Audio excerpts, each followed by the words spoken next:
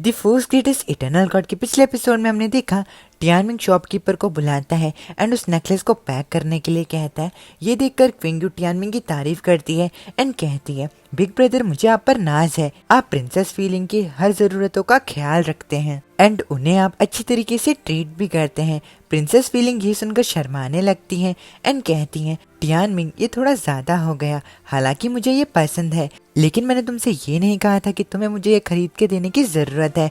अब टियानमिंग कहता है, मैं तो इसे एक इन्वेस्टमेंट कहूंगा, अगर तुम इसमें खुश हो तो ये खरीदना फायदेमंद रहेगा, और वैसे भी तुम्हारी खुशी पैसों से ज्यादा बढ़कर है और इसीलिए ये नेकलेस तुम्हें देना भी बनता है। अब टियानमिंग को रियलाइज होता है कि उसने ज्यादा जोर से इस चीज को कह दिया है। अब तभी वहाँ पर एक शॉपकीपर आता है एंड टियानमिंग से कहता है, मैं जानता हूँ कि तुम लड़कियों को इम्प्रेस करना चाहते हो, लेकिन क्या तुमने इसकी प्राइस को ठीक से देखा है?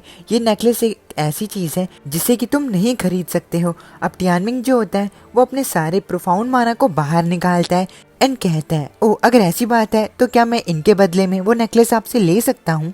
प्रोफाउंड माना को देखकर वो शॉपकीपर काफी ज्यादा हैरान हो जाता है एंड वो टियानमिंग से तमीज से बात करते हुए कहता है, आप इनसे भी पे कर सकते हैं, इनकी कीमत काफी ज्यादा है। अब जैसे ही सभी लोग देखते हैं कि टियानमिंग जो है वो प्रोफाउंड माना को उस नेकलेस के लिए एक्सचेंज कर रहा है, तो वो लोग बातें करने लगते हैं कि आखिर टियानमिंग के साथ क्या गलत है, वो एक यूजलेस नेकलेस के बदले में ये प्रोफाउंड माना को क्यों एक्सचेंज कर रहा है।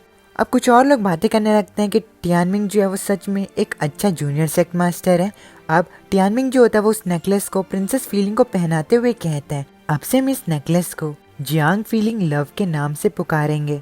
ये सुनकर प्रिंसेस फीलिंग कहती है, ठीक है। अब क्विंग यू जैसे ही प्रिंसेस फीलिंग के ऊपर उस नेकलेस को देखती है तो वो कहती है, वो नेकलेस आपको काफी ज्यादा सूट करता है प्रिंसेस फीलिंग, आप सच में काफी ज्यादा सुंदर हैं। हालांकि मैं भी एक लड़की हूँ, लेकिन आप इतनी ज्यादा सुंदर हैं कि मेरा मन कर रहा है कि काश आप टियानमिंग की जगह मेरी होती। अब तभी टियानमिंग ये सुनकर कहता है, मेरी बीवी जो है उसे दुनिया में सबसे ज्यादा सुंदर होना चाहिए। चलो अब तुम लोग मुझे फॉलो करो, हम कुछ वाइन खरीदने के लिए आगे जा रहे हैं, उसके बाद हमें घर वापस जाना है। अब जैसे ही दुकान में खड़े हुए सभी लोग देखते हैं कि टियानमिंग के साथ एक और लड़की आ चुकी है, तो वो लोग बातें करने लगते हैं कि आखिर वो कौन से डिसिपल है। अब दूसरे कुछ लोग तारीफ करने लगते हैं प्रिंसेस फीलिंग की एंड कहते हैं कि वो क्विंग यू से कुछ ज्यादा ही सुंदर हैं और आखिर टियानमिंग को उन जैसी लड़की कैसे मिली। अब एक दिन बाद ली मसोलियम में टियानमिंग सभी वाइन्स को लेकर जाता है। वो देखता है कि लीवुडी वहाँ पर आराम से सो रहा है। अब टियानमिंग खुद से कहता है, किसने कहा कि वेनम ड्रेक स्पाइक जो है वो लीवुडी को टॉर्चर कर रहा है? वो तो अपनी जिंदगी के दिनों को काफी ज्यादा फुर्सत और आराम के साथ बिता रहा है।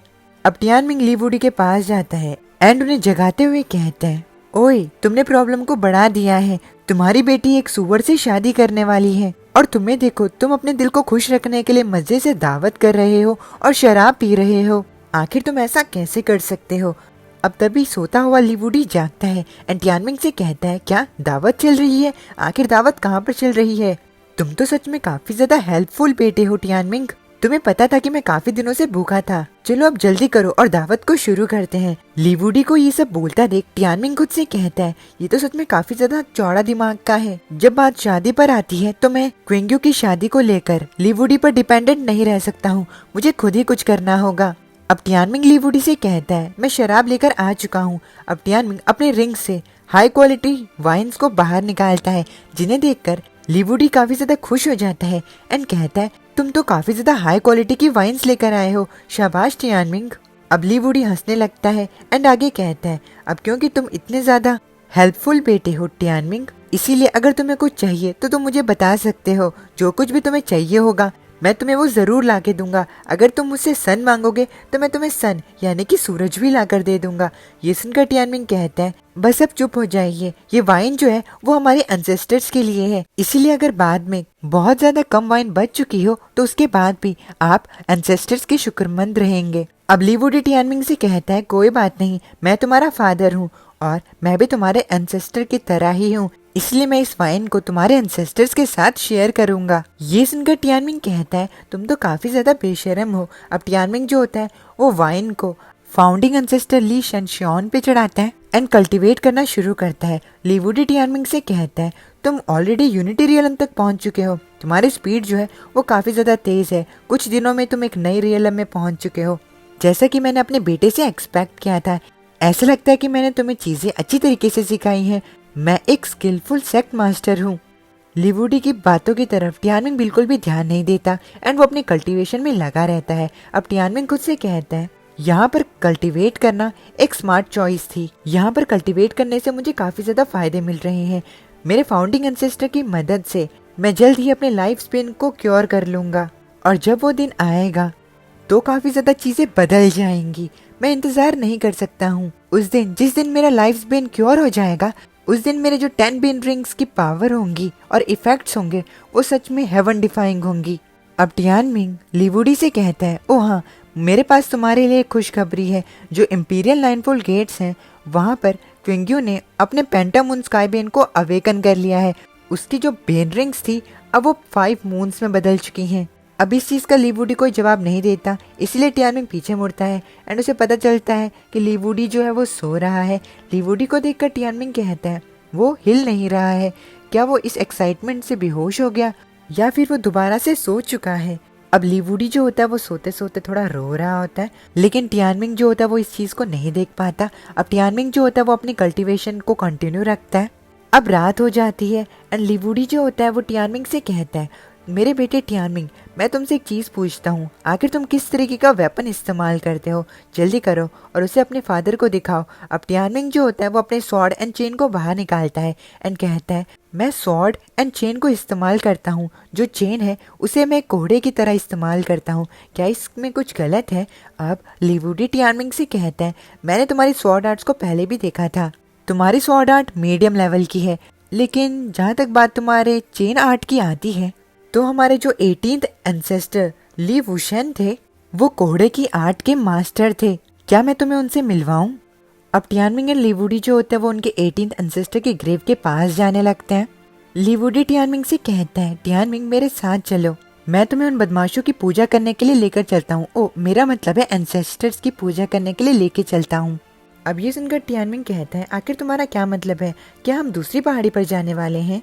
अब लिवुडी टियानमिंग से कहता है, हमें बस एक चाइनीज रिवाज को पूरा करना है, तुम्हें बस अपना माथा टेकना है। अब ज्यादा क्वेश्चंस मत पूछो। अब टियानमिंग जो होता है वो अपने एंसेस्टर्स के पास जाता है एंड उनके ग्रेव के सामने माथा टेकने लगता है। इसी दौरान लिवुडी जो होता है वो टियानमिंग को छेड़ रहा होता है। वो कह रहा होता है कि अब कपल्स जो यानी कि टियानमिंग एंड एंसेस्टर वो दोनों एक दूसरे के सामने माथा टेको।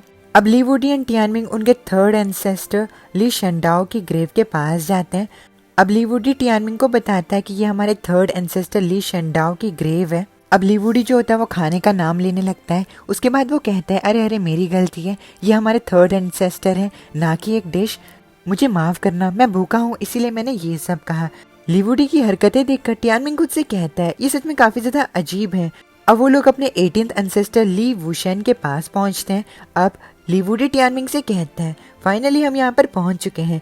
ये है हमारे 18th एंसेस्टर ली वुशेन। ली वुशेन को उनके समय पर डेविल कहा जाता था। उनके जमाने में सभी लोग उनसे काफी ज्यादा डरते थे। वो खून खराबे के भगवान थे। और जहाँ तक मुझे पता है जिस वेपन को वो इस्तेमाल करते थे वो एक चेन थी। इसीलिए टियानमिंग, मेरे बेटे आगे आओ और अपने एंसेस्टर को वाइन चढ़ाओ। तुम्हारी जवानी जो है वो उनके अकेलापन को दूर करेंगी। अब ये कहकर लिवुडी हंसने लगते हैं। अब टियानमिंग देखता है कि ली वुशेन के ग्रेव से ब्लैक कलर की स्मोक बाहर आ रही है। अब टियानमिंग पूछता है कि ये ब्लैक कलर की स्मोक कैसी है, आखिर ये क्या हो रहा है? क्या वो सच में एक शैतान थे? और ये ब्लैक कलर की स्मोक जो है वो मेरी तरफ स्माइल क्यों कर रही है? और फीनिक्स भी उस ब्लैक कलर की स्मोक को देखकर घबरा जाता है। तभी जेनेसिस जो होता है वो फीनिक्स को सहारा देता है एंड कहता है कि मैं तुम्हें प्रोटेक्ट करूंगा चिकन ब्रदर। अब टियानमिंग जो होता है वो अपने एंसेस्टर को वाइन चढ़ाता है। अब अचानक से टियानमिंग को उसके सामने एक चेन आर्ट दिखती है। उस चेन आर्ट का नाम लाइफ डेथ विप आर्ट होता है, जिसका first form soul hook, second form death and third form transcendence होता है। अब टियानमिंग जो होता है वो उन सभी फॉर्म को प्रैक्टिस करने लगता है और ये सब उसके एंसेस्टर उससे करवा रहे होते हैं। उसके बॉडी पर उसका कोई भी कंट्रोल नहीं होता है। एंड इसी के साथ हमारा ये वाला एपिसोड यहीं पर ख़त्म हो जाता है। उम्मीद है कि आपको ये एपिसोड पसंद आया होगा। अगर पसंद आए तो प्लीज़ वीडियो को लाइक करके चैनल को सब्सक्राइब ज़रूर से कर दीजिएगा। मैं मिलता हूँ आप लोगों से नेक्स्ट वीडियो में। तब तक के लिए अपने अपनी फैमिली का ख्याल रखना। माता नहीं।